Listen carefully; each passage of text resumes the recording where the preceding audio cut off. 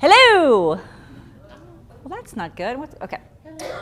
What the heck? Hello. Here we are. Can I get this off of here, please? Yeah. Good evening. Good evening. Are we career happy yet? Oh, come on. Good, good. All right, welcome to part 3 of Changing Careers the Right Way. Tonight, we're going to sort of finish it up by talking about a couple of things. But as you'll recall, just to backtrack for a minute, week 1 we talked about getting ready for changing careers, whatever that means for you.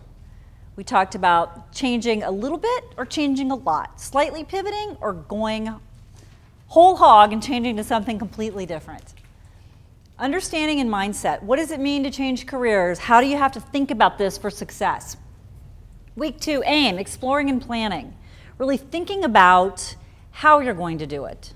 Exploring maybe what you want to change to and then how you're going to go about doing it. We also started talking about networking last week. We're not done with that topic yet because I love to talk about networking. And so here we are, week 3, fire. We are where most people, without the benefit of all this wonderful free advice, courtesy of their Alumni Association, wants to start. Whether it's job search or career change, most people just want to jump in because jumping in feels productive. It's like, well, I sent out 300 resumes this week. I can't believe I don't have a job yet. That feels, it's seductively productive, but falsely productive because that is like junk mail. And so to just begin getting out there and doing all this stuff without some sort of a plan, without a measured, structured plan, really is the junk mail of career change or job searching. And no one in this room will be sending junk mail. So we talked this week about, how do you really take action? How do you start to move ahead? Sometimes people say, I think I know what I want to do. I think I know how to get there. And then they freeze. It's like paralysis. It's like I'm stuck because I'm not quite sure how to get started. Because we think sometimes that to get started is to make a huge leap. And it doesn't have to be. So we're going to talk today about how to reasonably get started, kind of given where you are and what you're thinking about doing. So that's where we are. Remind you, I got to say this every week because it's my mantra. Career happiness is what? Let me see. I'm going to hear you say it. Doing what you like or love. What you're good at. What you can get paid to do. Important to get paid. And a place and a way you can be successful. And when we have all of that, we skip to the shower on Monday mornings. But we have to stay ever vigilant, right? Because with this a change just like this, the breeze starts blowing a different way. All of a sudden, we're not happy anymore. So when we are looking for career happiness, we're in one of 3 places. We're even looking to define it. We're called those are the people who say, I don't know what I want to do, but I know it's not this. We're looking to get it. I know what I want to do, but I need some job search tactics and strategies to get it. And then I'm looking to own it. In other words, I'm learning to think ahead. I'm learning to plan and do all the right things so I can be as happy as I can where I am, still being in the driver's seat. In other words, not waiting for someone to tell me I'm on the layoff list, but instead saying, should that happen? I'm ready. You should always be able to answer the question, if you get laid off on Friday, are you ready to hit the ground running on Monday? With a yes. That's, I know, easier said than done, but it's something to aspire to. We talked last week about homework. I said, get a notebook and bring it this week. Ask you to write down some initial ideas, gather some information on your ideas with research or contacts, and write down the name of 5 to 10 contacts. I'm not going to go through this right now. I'm going to bring it up again later, okay? But I just want to remind you of where we are. Now, I don't even have to ask because I know you all did your homework perfectly. I'm not even going to insult you by asking.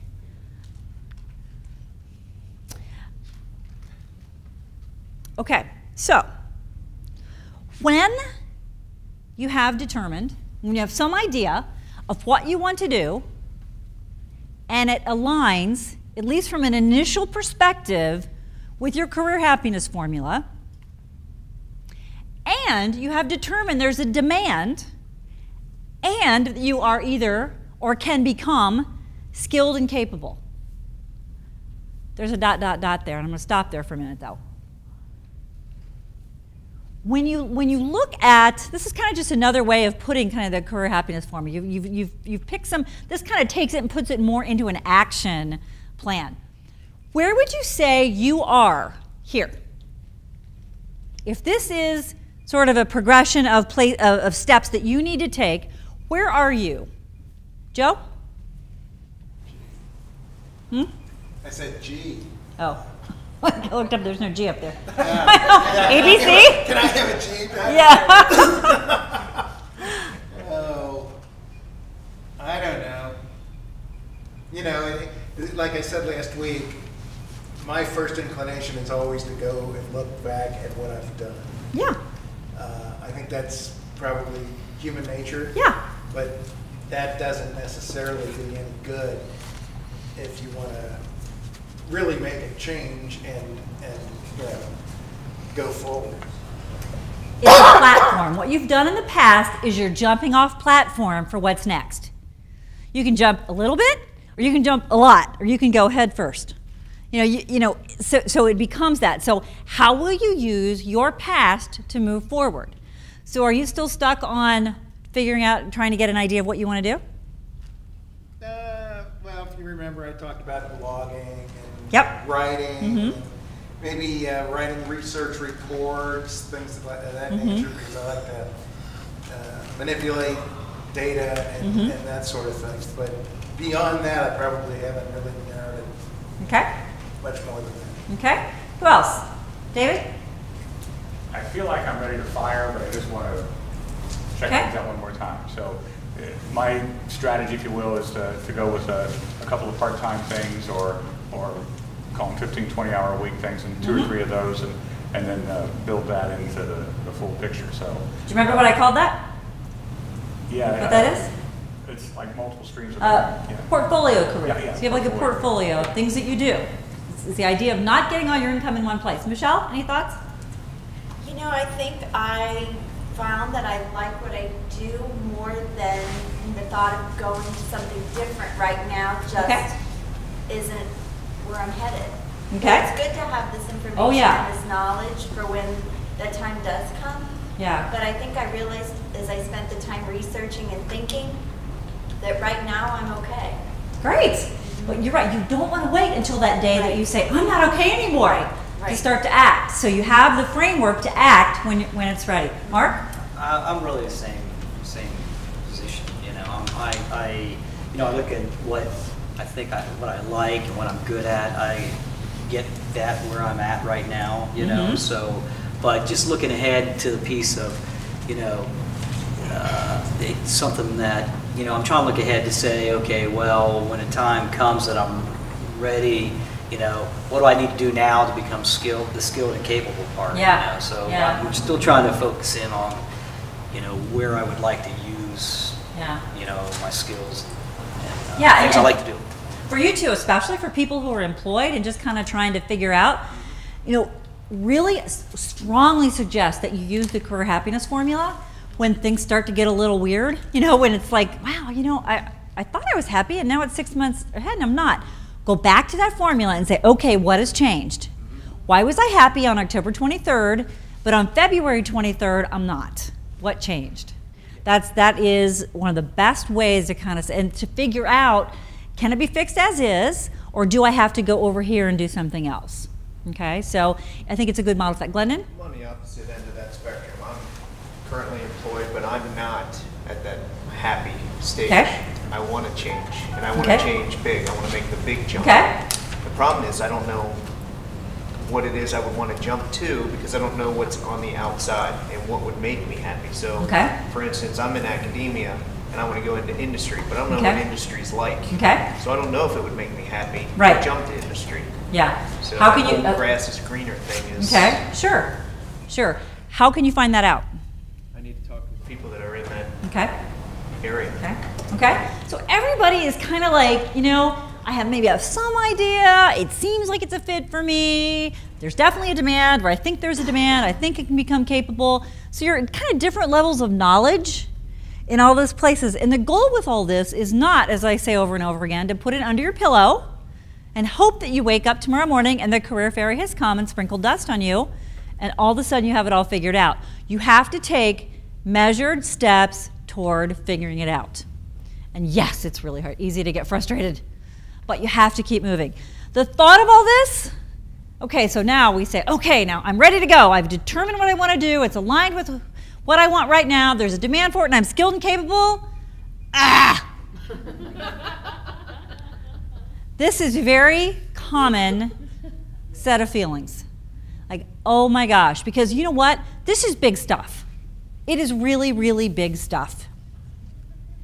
And so if you're feeling overwhelmed and like everybody gets this but me, whoops, and you feel like everybody, you know, oh my gosh, all these people sitting in this room know what they want to do. And they have a plan and I'm the only person who can't figure it out. That could not be further than the truth. Everybody is, even if, okay, I promise you, even if you get to that point and you say, oh my heavens, it's June 3rd, 2013, and I am so career happy, I can't hardly stand it, something will change.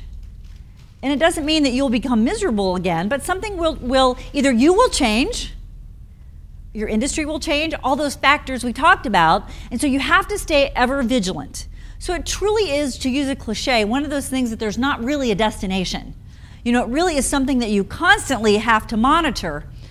And so if you go kind of that, okay, you know, I'm up here, this is great, I know what I want to do, and you go talk to a couple people and they go, now. It's really, really easy to go home and do that. And to take, and as Glendon, as you go to the market and you talk to people and you're running into people that might say, a couple people that say, well, I'm not sure. Or they give you maybe some, you know, everybody's going to talk to you from their own head, okay? And it's really easy to say, well, gee, those people know more than I do. 2 out of 2 of them say that that probably won't work, so therefore you kind of take that as fact, and you shouldn't, okay? So this process of figuring all this stuff out on the previous slide is going to have bumps in the road. And I don't know, did I kind of show you this, sort of my, okay, did I? About the difference between this and this? Yes? Okay. Quit nodding if I didn't, you're confusing me. It's like, oh yeah. I figure we'll get through it faster if I nod. Yes. I'm only kidding. No one is forcing you to be here, Joe Wright. Margaret, feel free to smack him. Okay, so we think a lot of times of a job search or a career change, any of this stuff is this, a roller coaster, okay? And in fact, when I used to work at one of ProMark's OI Partners' competitors, Lee Hecht Harrison, we had a thing that went like this. And I thought, you know what, that is like really, I don't like that because it's not accurate. Because we think sometimes when we're on a high, we got this stuff figured out, woo, you know, we go out, we do things, we talk to people, and then we have a bad day, a bad moment, we didn't get a job that we wanted to get, and we go back down here. The truth is, when you start here and you're out there exploring and learning and gathering information and connecting to resources, you're never all the way back down here. It feels like it sometimes, but instead, because this right here is exhausting, isn't it? I'm up and I'm down and I've got to get myself back up. Think instead in terms of stair steps. So everything that you learn, every contact that you make, every idea that you look at and then reject, every aha you have, all goes into your being able to climb up to the next step. And then we have to plateau sometimes and learn something or think or process or let stuff germinate. And then we can move up another step. But what I love about it is we're never all the way back down here again. You know, because no one can take away that knowledge, that self-knowledge and that market knowledge and the stuff that you now know. And so you are on, picture a stair step. And believe me, I have to do this for myself. Sometimes if I'm feeling stuck, I will kind of get that visual and I'll say, okay, I'm on a step right now. There's a reason I'm here.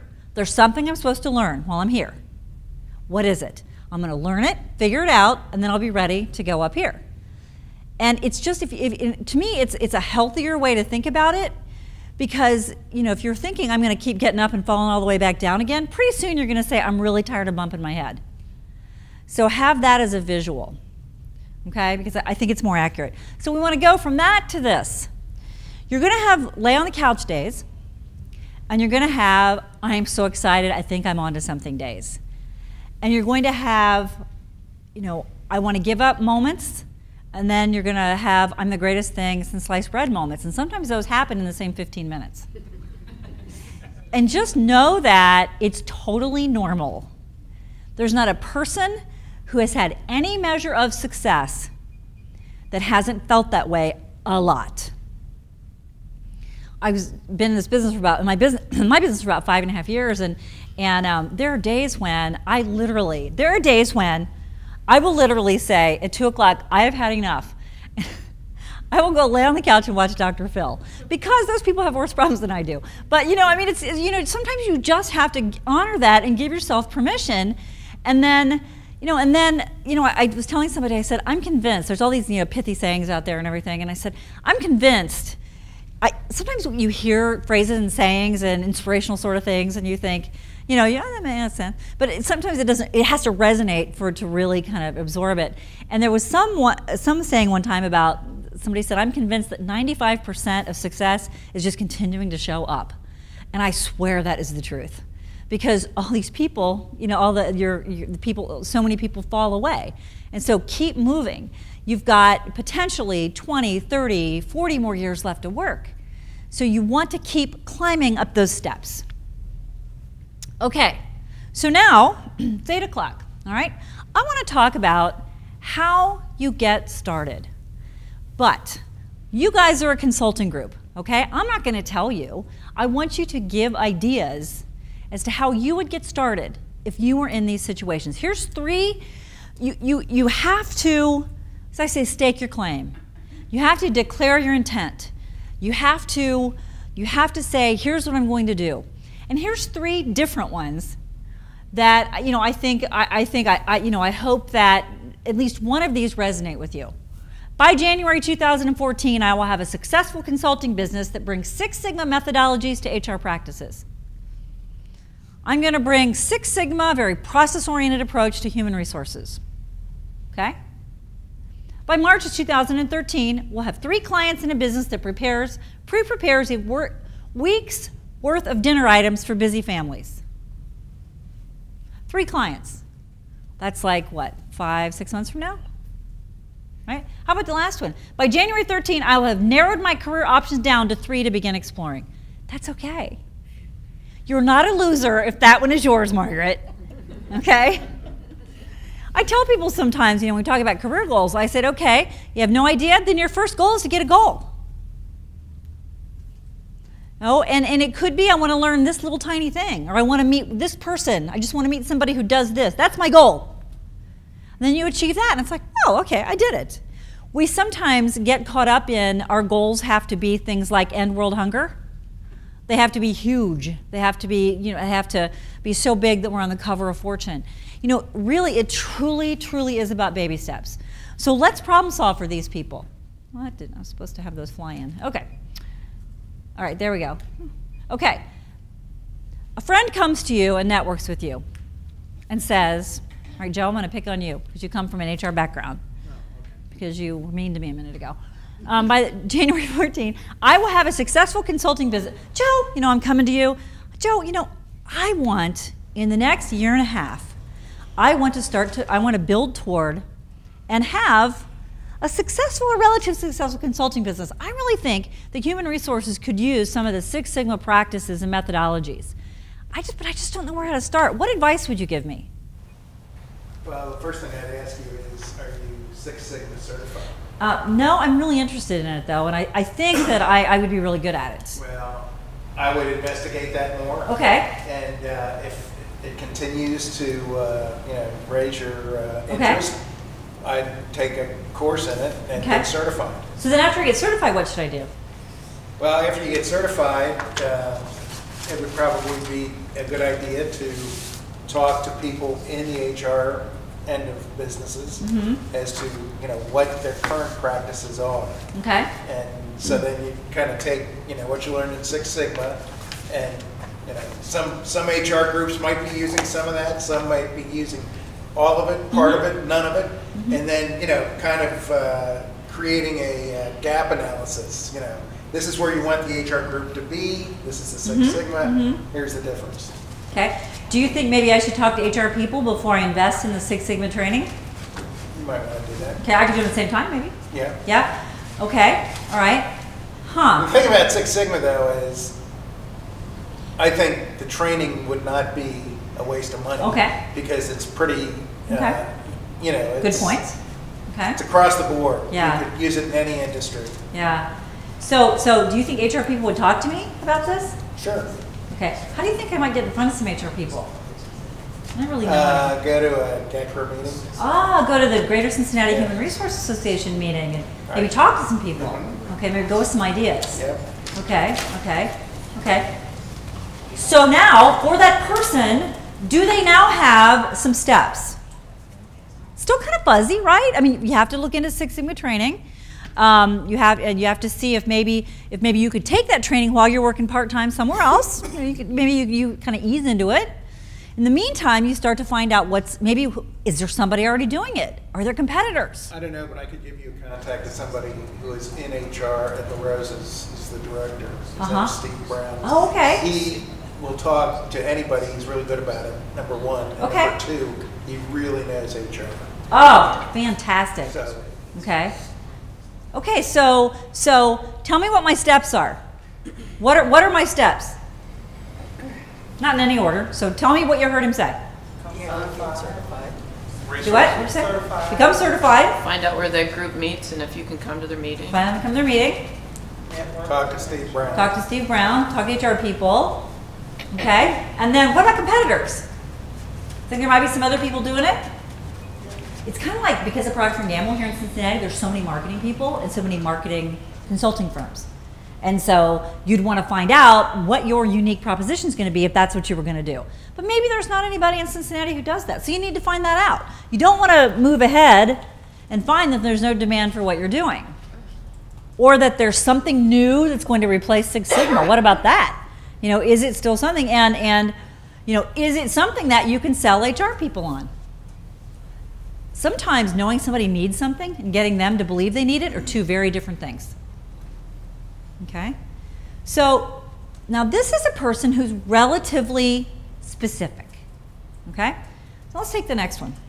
Can I just back up for a minute? You can. What about the whole idea of a, somewhat successful consultant business, and maybe you haven't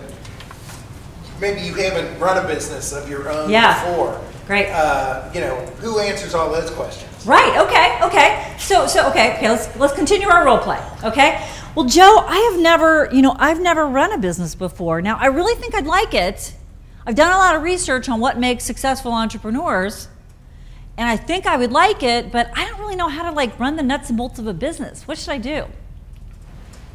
I would talk to some small business owners. Okay. And about what are their challenges. Perfect. Whether it's hiring good employees or paying the overhead. Yeah. You can make a list of all the things they probably worry about at night. Yeah. Ask them, is it what you thought it would be when you first started? Right. But also, I'm really glad you brought that up. There's also tremendous resources in town, free resources through SCORE, the something of retired executives, Service Corps of Retired Executives. Cincinnati's chapter won the top chapter in the U.S. a couple years ago. SCORE, the Service Corps of Retired Executives. Free. You'll get a mentor, and they're fabulous. We really have a good chapter here. We're very lucky. And so they have seminars, half-day seminars, $30, where you can learn social media, finance, accounting, business plans. Yeah, Mark, everything you need to know. So that's probably something I could just do right now, and again, that's great knowledge. Right. So then I can determine, is this right for me? So I might break that into phases, and I might say, okay, I'm going to go through some SCORE classes, talk to a SCORE mentor, talk to some small business owners, really figure out if owning a small business is right for me. If I decide that it is, I'm going to take some, and maybe simultaneously, I'm going to take a Six Sigma class to see if I like that. Okay, so I'm getting more knowledge, but I've not committed yet, have I? None of the knowledge that I'm getting is going to hurt me. Also, maybe if it's very regional, you might talk to a small business person in a different part of the country, because if you talk to people here, especially if they're in HR, Yeah. they're going to be competing with you. Could where be. If Great point. somebody was in LA, maybe they wouldn't really consider you competition. Great idea. That's that slide we had last week. Somebody who's already doing it. Yeah. If you're not really small business oriented, you could go to somebody like Shakely and just say, look, I'm thinking about getting into it. You guys already do all HR Yes. for everybody, so tell me, this is my little, how's it sound to you? Just bounce it off them. They're not Absolutely. You're not going to be a real threat to them, and they might just give you their thoughts and say, yeah, or my wife works there and I could. Yeah. Does she? Either way. Does she? But you'll know somebody there or find. Right, Or like because I you said, might decide, like you said, there's different ways to get the work done, to get the work, and it doesn't have to be you doing it yourself. You can go under somebody else's shingle. And you can go to Sherman, Deckler, and Yeah. everything else and, get the input from folks like that love to talk. Absolutely. You see how when you start to really think about how do you get that information, there's all kinds of ways to get work. It can be as kind of a 1099 employee for someone else. It can be Shakely outsources. Shakely does like human resources, but it's all outsourced. Okay, so they might be a referral source for you, and maybe they get 20% of what you earn. So there's all these different ways to get there. And the more you get out and talk to people, you see how all I had to do was throw out an open question, and this was not planned. You guys came up with great ideas. So if this person was sitting up here and said, I don't know what to do, help me, you have pretty much written their plan for them. Now, if they actually move on it or they go home and lay on the couch, we can't control that, can we? And maybe like Michelle and Mark, they said, you know what? And this is sort of the when you talk about defining your career happiness or defining your next level of career happiness, maybe you kind of work through this process and figure out what it might be, and then set it aside, put it on a shelf until you're ready to act.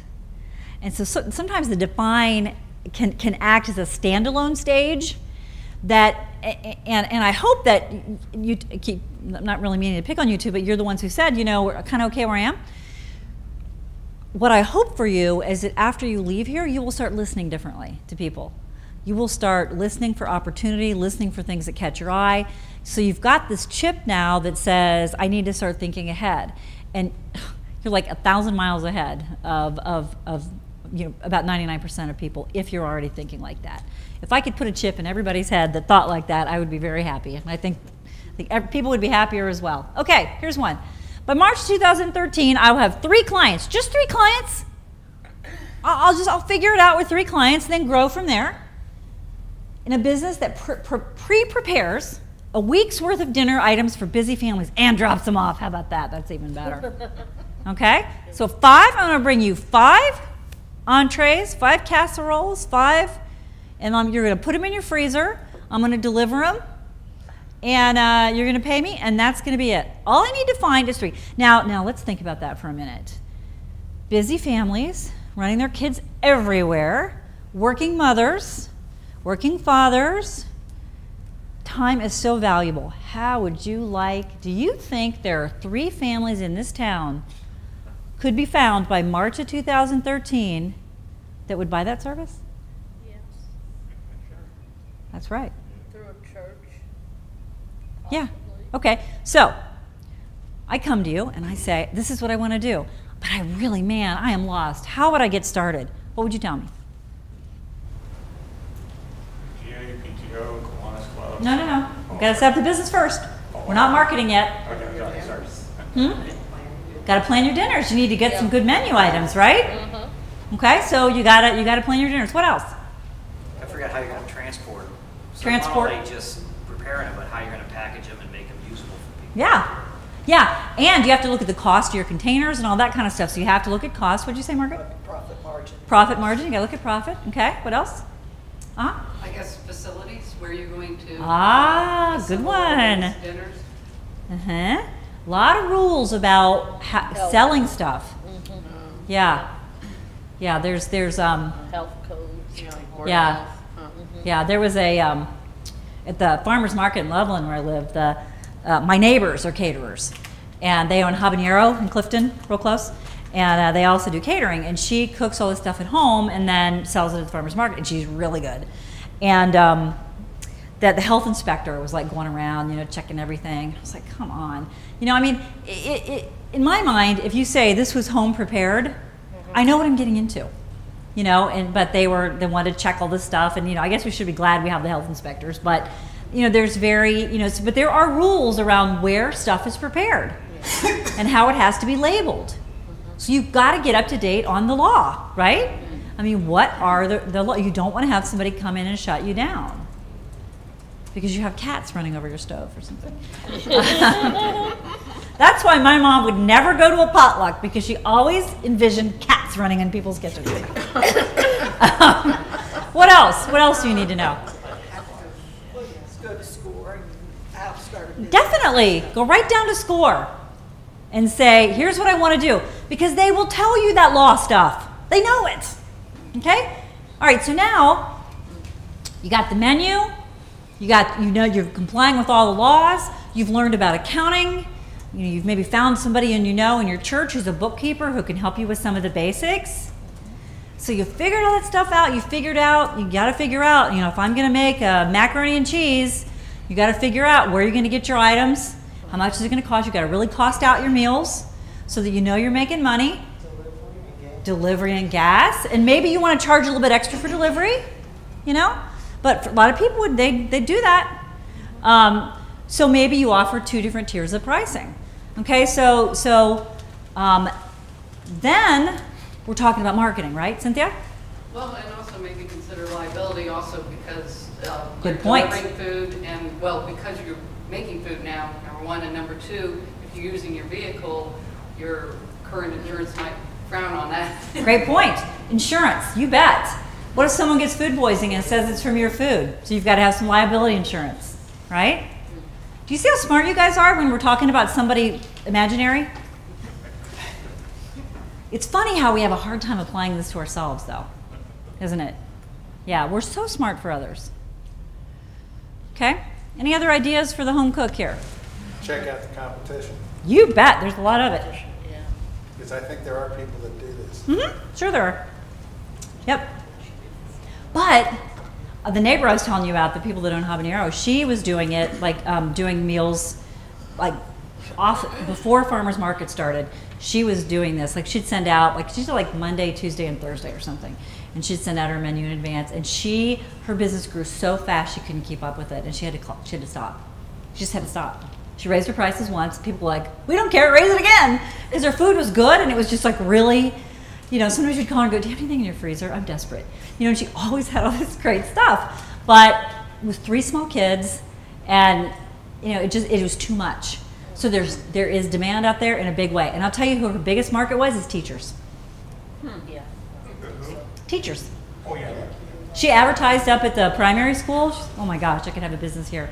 Cynthia? So our imaginary friend hearing the story, maybe one of the thoughts is, are there potential business partners out here? What if I have excess demand? Are there other women that would go into business with me? Perfect. Or maybe Yes. even men. Yeah. They would basically be my partner. Yep. That's right. It'd be nice to have a partner too, wouldn't it? To me, the thought of cooking for a living gives me hives. But I'm thinking, you know, I'm more the customer on this one. All right, how about that third one? Margaret seemed to like this one. Okay, so now I'm sitting here and I've got all this information and I don't know what to do with it. I'm still stuck on what do I want to be when I grow up, but remember, we're not allowed to say that. Cynthia? I guess since we're all adults, I start with what you've done, and maybe with something as simple as changing your field, not your career, be satisfying for you. Mm-hmm. Yeah. So maybe you just look at changing one element. Right. But you know what is really valuable too is sitting down, like taking everything we've talked about, like all the notes you've taken, maybe go back and watch all the videos again, and just kind of like get that notebook I talked about and just start writing all your ideas down. Sit down with somebody who knows you really well and say, will you talk this through with me? You know, because we can't see our forest for our trees, but somebody else is going to go, yeah, you know, pine tree, maple. I mean, they just see it.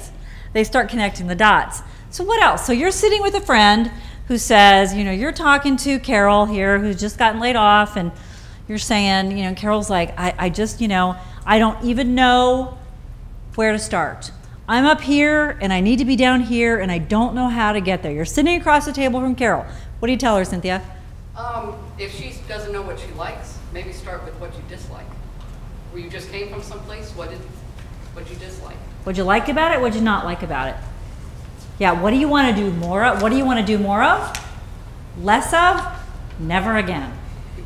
There is something about that exercise that is so powerful. It's so simple. Because you start to see That's what I just did. Yeah? And that was extremely helpful. Was it? In what way? Oh, well, I just couldn't even figure it out. I learned what I liked about each job, I think. Yeah. It really narrowed it down. It was great. Let me tell you, let me give you something, show you something. I'm not going to ask you, Joe.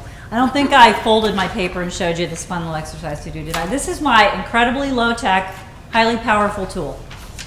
Take a piece of paper, across the top, write the name of maybe the last 4 jobs you've had or the last 2 or 3. And if you're really early in your career, you can put like the major activities you were involved in, that's okay. Places where you spent a lot of time, okay? So maybe 4 of them across the top, okay? Then up here, over here, you put down, you know, what did you like about it? Kind of what did you like about it? And then maybe what were you neutral on about it? And what did you not like about it? Literally like smiley face, neutral face, frowny face. Okay, this is how simple it is. Okay?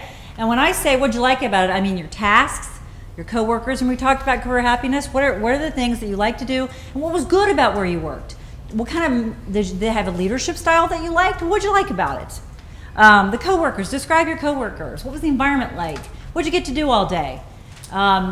Did you work with customers? Were they good customers to work with? So in other words, write down what you like. Okay, so on each job you write down what was good, what was kind of neutral. In other words, could go either way. It was fine, didn't move my needle, and then not like, a negative. Okay, and then okay, this is where it gets really complex. You fold the paper at the I don't like it crack. And then you say to yourself, so here we are, it's the biggest part of the paper, right? Down here's the stuff we don't want to do again. You say, this is what I'm going for, right here. This is what I like. I want to stay away from this side. I want as much as on this side as possible. That is how simple it is. This helps you develop your ideal kind of career happiness profile. And literally, you know, if you want to get fancy and do it on your computer, have at it. But boy, I tell you what, that is about as simple as it comes in terms of, because what I like about it is it takes your experience and jumbles it up in a different way. So you're going with what I like about each job instead of looking at each job in a silo. Because when you do that, you miss, because you're just so caught up in like parsing out the jobs that you miss the patterns. And that's what you're looking for, is patterns. Okay, so what else would you tell? Mm-hmm. I guess another thought, if you're very open, go see there's high demand for. Yeah. I mean, sure. Maybe there's something out that you never even thought of. Yeah, you reminded me of another really low-tech idea. Sunday paper. You can't do this online because you don't know what to search for. Just get out the Sunday paper, the one ads, okay? And I don't care whether you're qualified for the jobs or not. It doesn't matter. Take a highlighter or a pair of scissors and circle or cut out every job that sounds appealing to you on any level whatsoever. Throw them in a folder, tape them to a piece of paper, and go back and look for patterns. What am I drawn to? Again, don't filter. Don't look at it and say, oh, I'm not qualified for that, so I'm not going to circle it. Doesn't matter if you're qualified for it. We're really just looking for what like appeals to you. What jobs do you look at and go, ooh, I wish I could do that, or that sounds like fun. I think I'd like that. You will get threads out of it. And you'll go, well, I'm really attracted toward the kind of jobs who talk about this. And there are other jobs you're going to look at and go, ugh, oh my gosh, stick a fork in my eye. I'm not doing that job. We have that reaction. And again, just like you said, sometimes we start with what we don't like.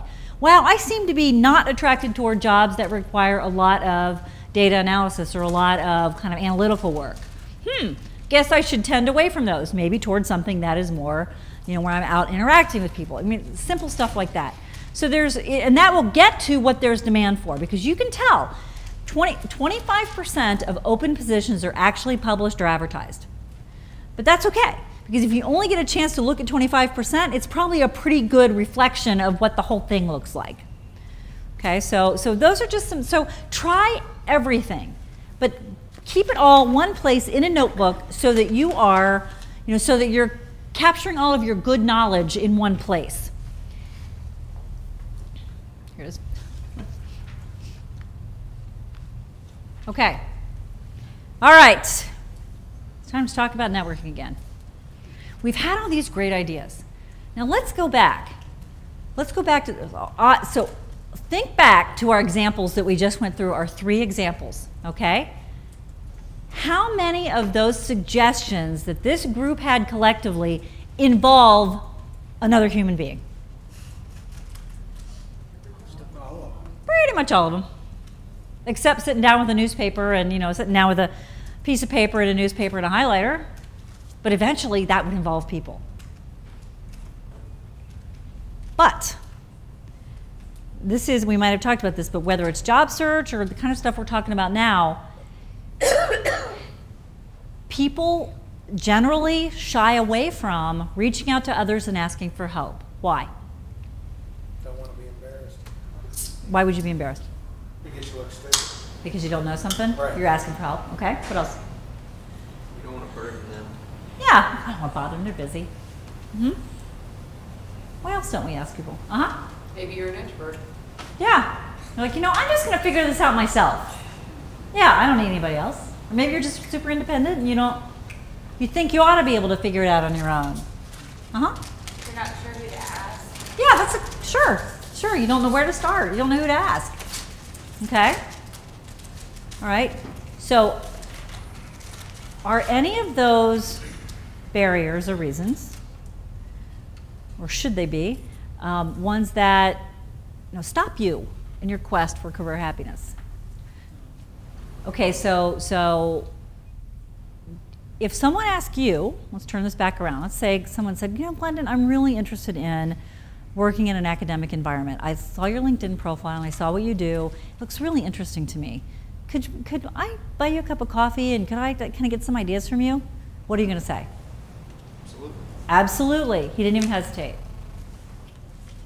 No one is going to say no. Some people might say not right now. Some people might say I can give you time on the phone. If you are sincere and appropriate in your approach, people are happy to help. I believe that 99% of people are happy to help. So your barriers are of your own making in almost every case. Yeah, I have to say, my friends were like, when I did the exercise where you said ask them to give you adjectives, God, I couldn't believe the response. And then they're still asking me, how's your seminar going? Do you need anything yet? It's amazing. It's amazing they want to help. It's funny to me from a sort of a human standpoint that we're so amazed by that. Because because knowingly we would do the same thing. I mean, if someone asked us, we'd be the same way. So why are we surprised when other people react as we would? Cynthia?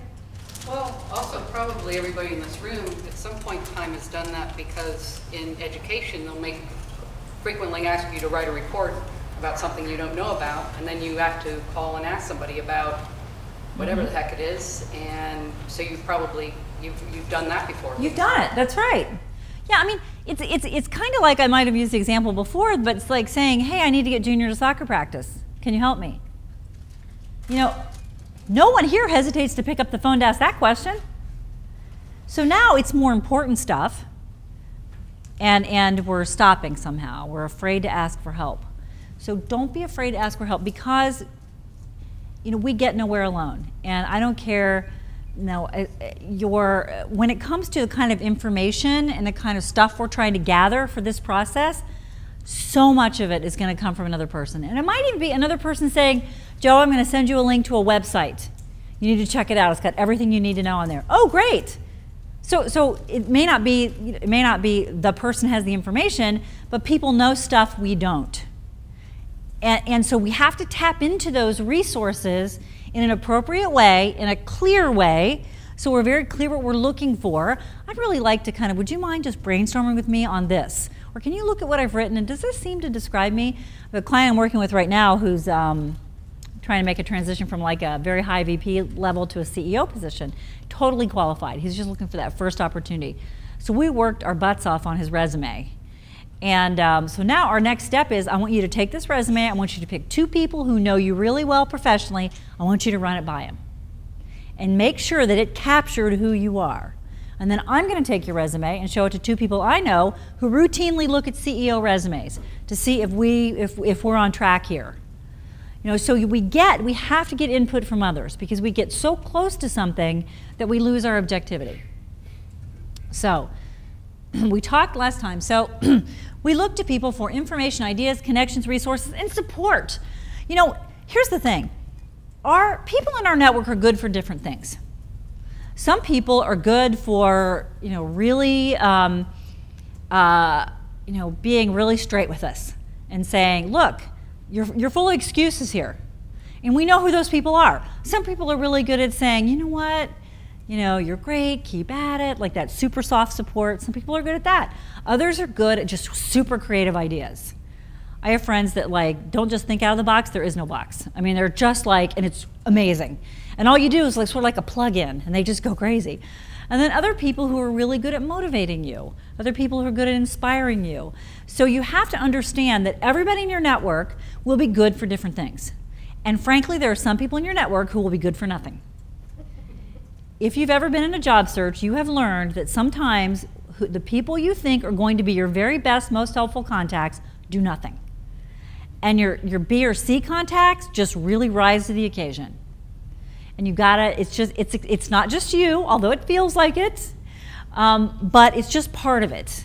Because some people, they just, I don't know, sometimes they think that, oh, if I don't want them to think I'm gonna find him a job. So you've gotta be fairly clear about what you're asking for, too, okay?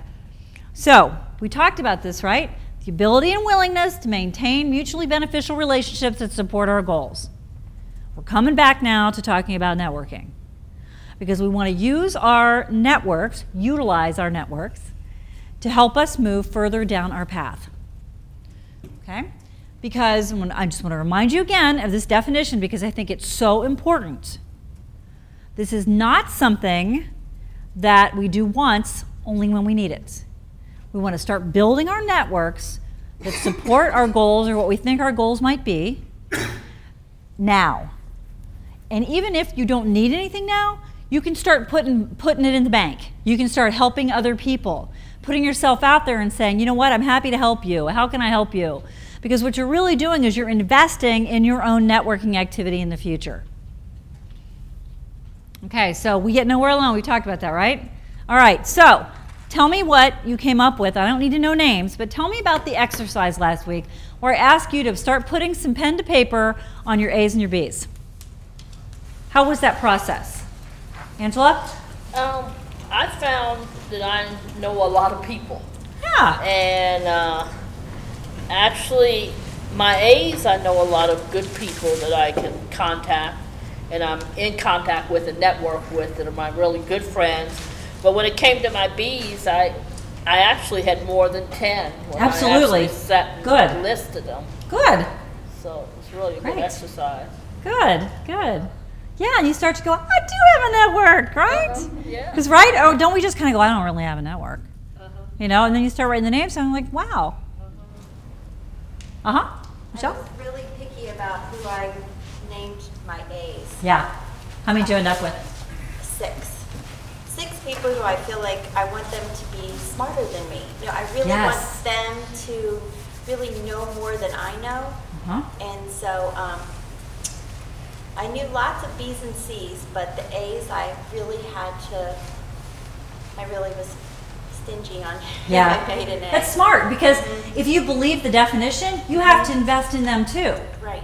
And so it's not reasonable to think I'm going to invest in 15 people because you won't do a good job. Right. Yeah, great, fantastic.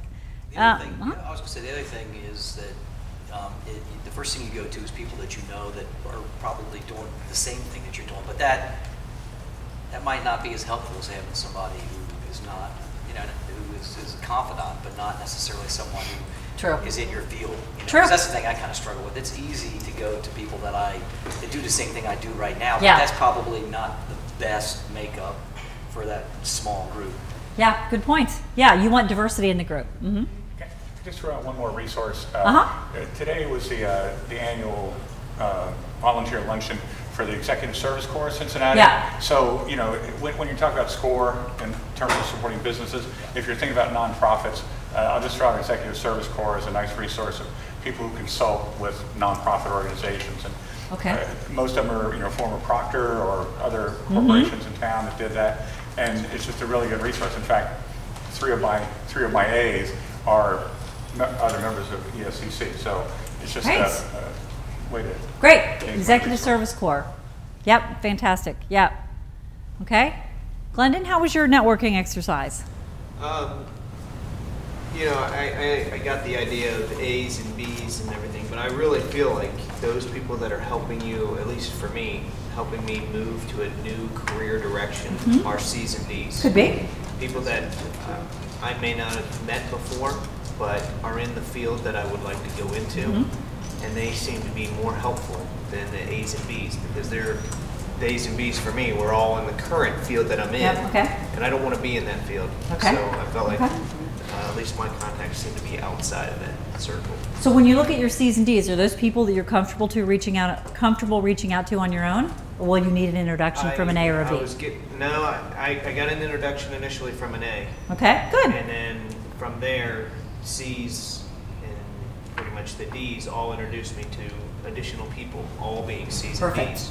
So Yeah. it's really, it's not easy. No, some of those people will become your A's and B's, and some will stay right where they are. Okay, so you need to almost build, if you're really looking, you know, doing the construction worker to ballerina move, you're going to need to build an additional network, and but you want to use your A's and B's. Sometimes know people there that you don't even know they know. So you want to make sure that you're not overlooking your A's and B's and sharing your goals with them, because they might have a neighbor who's like the right contact for you, and they can really warm that bridge up. And then you're just right, and then it gets easier.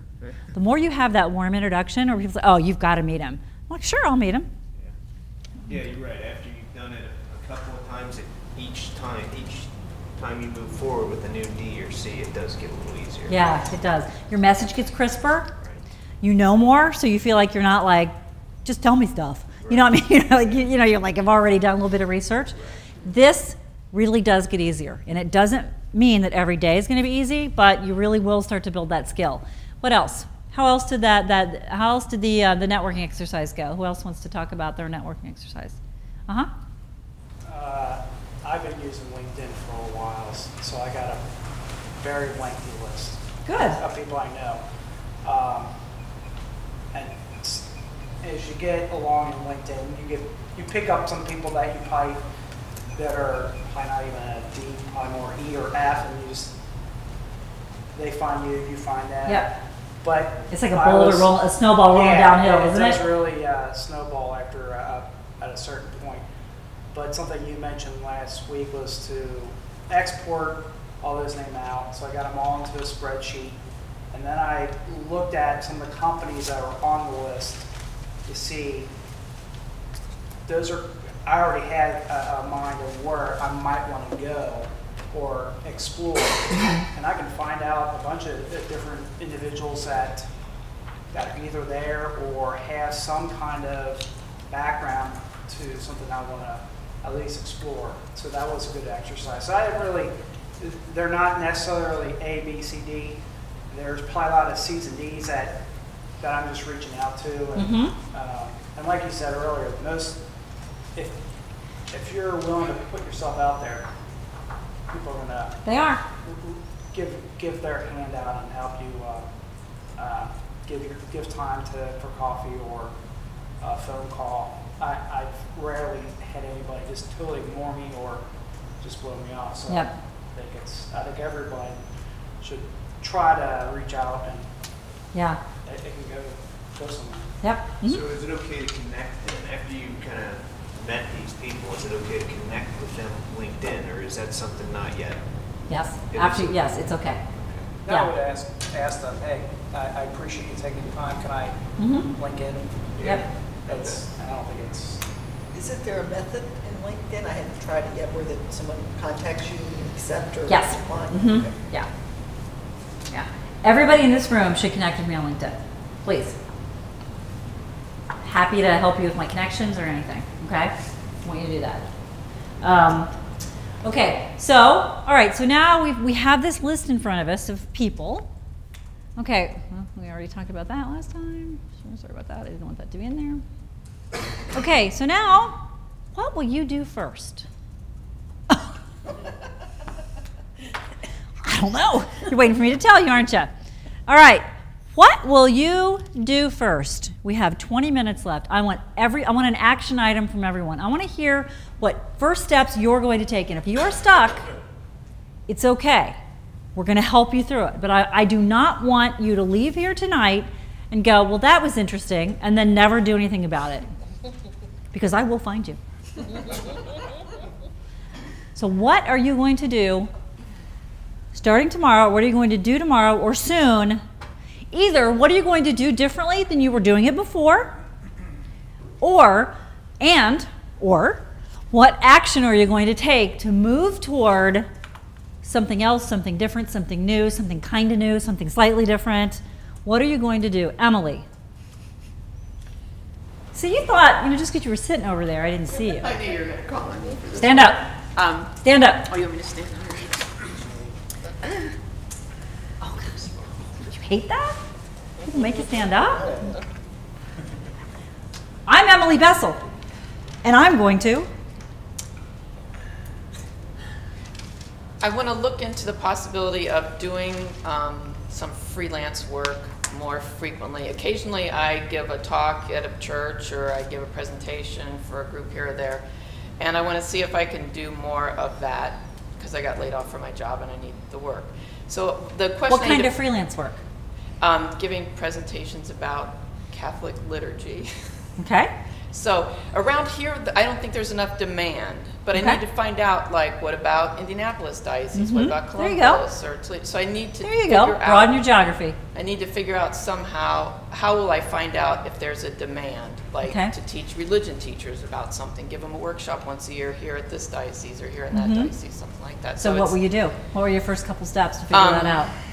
There's some people in town that I can ask who might know what contacts I could or how I can head. And when are you going to contact them? I have a bunch of freelance stuff this next week that I'm doing, so I have to wait for the following week until I get all these other preparations done. But, yeah. Good. What's one thing you took away from our 3 sessions that will cause you to act differently, or was an aha, or I liked your 4 parts of the career happiness. That made a lot of sense to me. Okay. Thank you.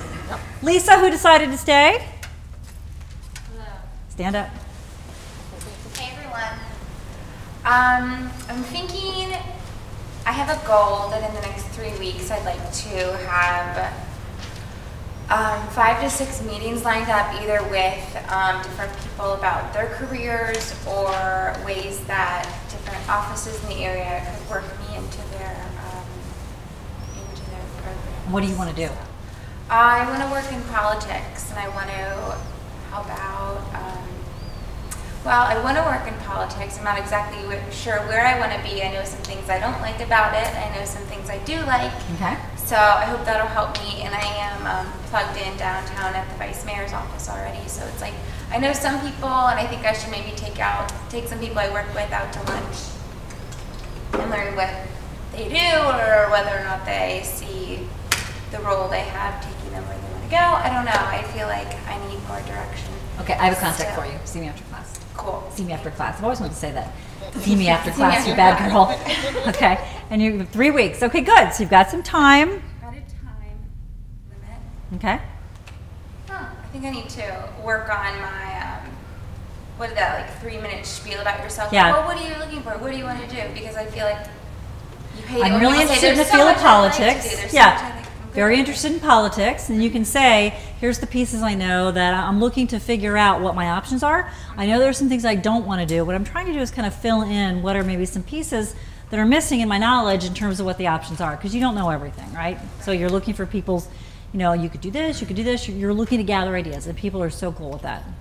Okay, thank you. Angela? I have got catalogs from Cincinnati State. Okay. Looking at their culinary arts program. Okay. I actually have an appointment with the Culinary Arts School on the 6th of November to look at their program. So I'm really excited about that. So Fantastic. I've taken quite a few steps since I've been in this seminar. Great. So what's your aha? What's your one thing that's going to resonate with you from here on out? That you have to be proactive and you have to ask for help, and people are willing to help when you ask for it. Fantastic. Are you leaving so you don't have to stand up and answer my question? No, I got better things to do, thank you. Glendon? Yeah, I think what I... Yes. I've been working on deciding on between different career directions. So one of them is clinical research organizations, working in that type of environment with clinical trials. The second option is health administration. Third option is teaching. Okay. Still trying to piece out exactly what direction I want to go, so I've been talking with people in each one of those sectors. What I'm finding is more than likely, particularly for health administration and for clinical research, most of those are going to require additional education. Okay. Teaching is going to require additional education, being that it'd be at the high school level, so you have to get special education courses. So right now I'm kind of stuck with going back to school, which is kind of a downer for me. So at this point, I think going forward, what do I do first? I want to continue talking with people in those particular fields and try to narrow down my direction before I end up taking classes in each one of the different areas. Absolutely. Right. Okay, any ahas or the one takeaway? What are you going to do differently? I think I've been a little hesitant with contacting people, meaning I contact them, they don't get back to me right away, so I figure they're too busy and drop it, versus reconnecting with them, trying a second time and kind of pushing it a little bit harder. Yes. Because it seems like a lot of my outreach connections are taking a little longer to happen, and at this rate, it'll take me 8 months before I get to where I want to be. Build a pipeline with more contacts. Yeah, perfect. Margaret? Well, the best thing you did was focus, made me focus. The second thing was finding the pattern, and I found out, and then trying to decide if I want to make the big pivot or the small pivot or the big leap. And then having me contact my network and having them come back, it's been amazing that they came back. Was the cool thing. So I'm going to make a small pivot and work in the accounting field, but I know what I like in accounting. Stick with that, and maybe do that part-time. And then I didn't realize it, but my friends looked at all my volunteer things, and my kids got back with me, and they said, you've got a gift with kids. You're really good at teaching. And so I'm going to investigate that area, see what's out there. My daughter works at St. Aloysius, and she says, Mom, there's a whole group of kids that could really use somebody like you. So I'm going to investigate that and see what there is and what skill sets I need and things like that. Great. So that's the plan. There you go. But you might see me in another seminar if that doesn't work out. Joel? I'm going to pursue this blog thing a little more. I've got a friend who I grew up with, but he lives now in New Hampshire. And he's done a lot of business on the web, and he's got his own website. And he kind of branched off into political commentary on the website. So I think I'd like to pick his brain more than I have in the past. As far as my aha, I really like the Sunday paper exercise. I'd never thought of that before. But, I've often gone through and thought, gee, that job would be interesting, but I never thought to, combine them. So. Take more of it really is kind of a research thing, isn't it? Right. Did you get that book I told you about? Pro Blogger by Chris Garrett? No, but I've got get that. Yeah, good. Okay, all right. Carol? Hello all, good evening. My name is Carol Taylor. This is my first session here. So to give you a little background, I was previously a manager in one of our larger hospitals here. And now I'm going to take the big leap to manage my husband in a music career. Wow. So what I've been doing recently, we're finishing mixing the music. It's in the stage of mastering. And I've been connecting with BMI and Harry Fox and learning a lot about mechanical licenses, digital licenses. My big moment here, just in this, even though I went through OI Partners, was SCORE. Yeah. So there are some things on the legal end that I have questions, and now I'll call them to see if they have any entertainment attorneys that are retired to give those answers. And I'll do that first thing in the morning. I'm going to give you a name. I'll record you. Okay. Fantastic. Thank you. Yay. And I'll play Denise? this music so you can download it and purchase it. Yeah. Not for free. You're going to purchase it. Networking. That's right. My name is Denise Winters, and this is my first class, so I'm going to show Yeah. It's what I'm. you guys are going to go back and watch session 1 and 2, though, right? Yes. Okay. I'm torn. I was as well downsized from a hospital manager of telecommunications. So I'm looking at when you use the term portfolio. Well, the first thing I'm going to do is fix my LinkedIn profile. Somehow I have 2 profiles out there, so I have to clean it up and accept people's invitations. I understand. It sounds like that's a really powerful tool, LinkedIn. So I don't get on there, so I need to do that. But I'm going all kind of directions. I've just met a lot of people that have elderly parents or loved ones that want to stay in their homes. Oh, yeah. And in my heart, I feel like I want to be that person to help them navigate getting people to come in and provide particular services, doctor's appointments, and to get those things paid for. Yeah. So great. I don't know where that is. Advocate, like an advocate, elder advocate? Yeah, Elder but I don't care see too coordinator? I just don't see too many people do. I know there's Senior Link at Tri-Health, and there's just very few people doing what I want to do. There you go. So and you get to name it. You get to own it. Yeah. Yay. I think they should do that. Okay. Joe? Hello, I'm Joe. I've been a financial and investment analyst for all my career, and I want to explore market research analysis, which is a little bit, I don't know if that's a shade of a pivot or, but there is some differences there, but it's still utilizing a skill set of analysis. So actually tomorrow I'm going to a special interest group for market research through the American Marketing Association.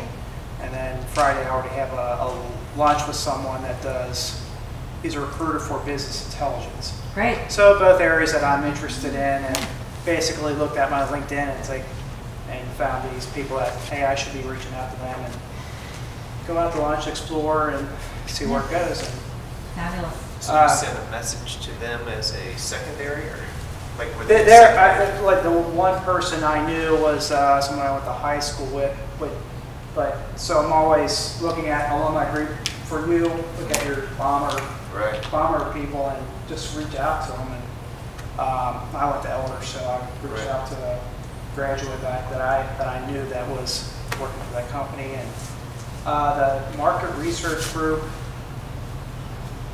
think it was just through another connection. Said, hey, you should go to that. Absolutely. It's amazing what happens when you start telling people what you're interested in, isn't it? Yeah, people give you ideas that you didn't think about. Okay, what's your one aha? Just one of the things that you mentioned tonight is everyone's going to go through peaks and valleys, or it feels like peaks and valleys. I talked to someone earlier this week on the phone.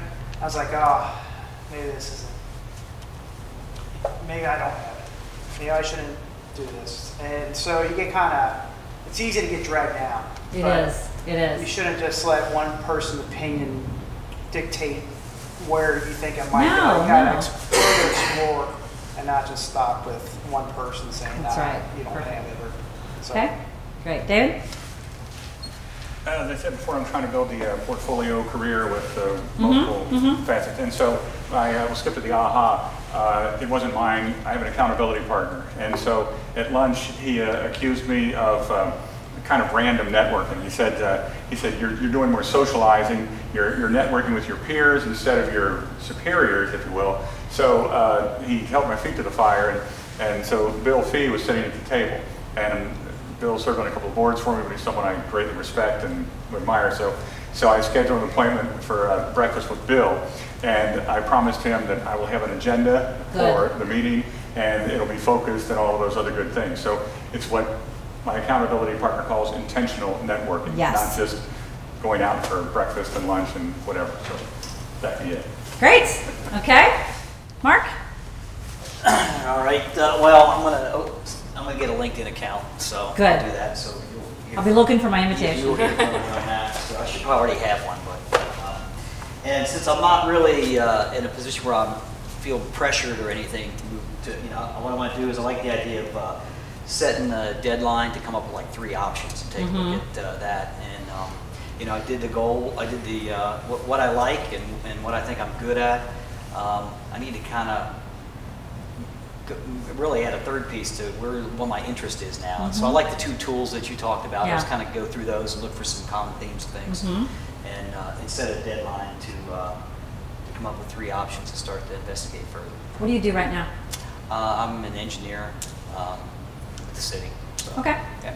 All right, great. Did you have an aha, or did you already say yeah, I just want to, the idea of starting to listen to things differently, looking for opportunities while I'm talking to folks. So. Yeah, listen differently. Cynthia? My name is Cynthia Guy, and I'm a credentialed EPIC trainer, and I've moved recently, well, in the last 2 years, I moved from IT into healthcare IT. And I guess my aha thing is that I never specifically asked somebody to be my mentor. So I think that I probably could use that. And then my other 2 action plans is I came up with a few more ideas for LinkedIn. I didn't think about getting a hold of people from my alma mater and those sort of things. And then my 3rd action thing is I want to network with Carol, and I didn't catch the Denise. It's Kate and Kyle regarding healthcare today. Kate and Kyle. Or gentleman in the red shirt. Glendon? Glendon. I want to Carol. Carol and Denise and Lyndon today. Or you can call him Kyle. What name do you like better? Okay, great. Thanks. Michelle? Like Mark, I don't feel extreme pressure right now to be taking an action step like tomorrow, but I am going to be keeping my eyes open. My 3rd child, I have 2 in college, and my last one is a junior in high school. And so I'm just feeling like I'm trying to project down the road. You do not have 2 in college. Yes. Oh my God. You could have fooled me. they're like child prodigies. They're 10. They're 12. 20, almost 21 and almost 19. But so my aha moment was just that I think I really need to network more, just to keep in touch with those people who I feel, like I said, are smarter than me and who can bring just a different thought or just a different outlook to maybe what I'll be doing in the future. What do you do right now? I wear 2 different hats. I'm an intervention specialist, and I also act as assistant principal in an urban school in Cincinnati. Okay, great. Yeah. Thanks. Thanks. Jerome? First of all, I am going to say thank you to the people who brought in material for me tonight, Cynthia, Joe, and I appreciate that. I'm going to go through this material, and I'm going to make it my business to attend some of these sessions that are listed there. So I've already started some networking. Second, I'm going to invite everyone in this room to be of assistance to me. If you will go to jeromemanigan.wordpress.com, you'll find my electronic portfolio that I created when I was finishing up my master's degree in library science and information technology. So from that, you may be able to point me in some directions. Next, this is the first thing that I'm going to do, is to write my ideal job description. And I'm going to do that because I think it will help me to clarify exactly what it is I want to do by eliminating the things that I know that I don't want to do. I am a retired classroom teacher and principal, and while I don't mind the teaching piece, I don't want to be involved with the politics, the bureaucracy, all of the stuff that happens daily in schools. I just don't want to be involved with that. And that's pretty much. That's a lot. Yeah. Fantastic. Thank you. Thank you. All right. Well, it's 9 o'clock. I hope this has been a valuable 3 Tuesdays for you. I want to see an invitation for everyone on LinkedIn. And please, please, please, my email address is on LinkedIn. Oh, and then, I have my email address on there or not? No, I don't. Yeah, my email address, you can contact me through my website, or my email address is also on LinkedIn. I want to know how you're doing. I really do. I want you to keep me posted about your progress. It just makes my heart happy when people make progress based on our time together. And so I just want to, you know, please keep in touch and let me know how you're doing. Deal? Yeah. Okay, good luck. Thank you. Thank you.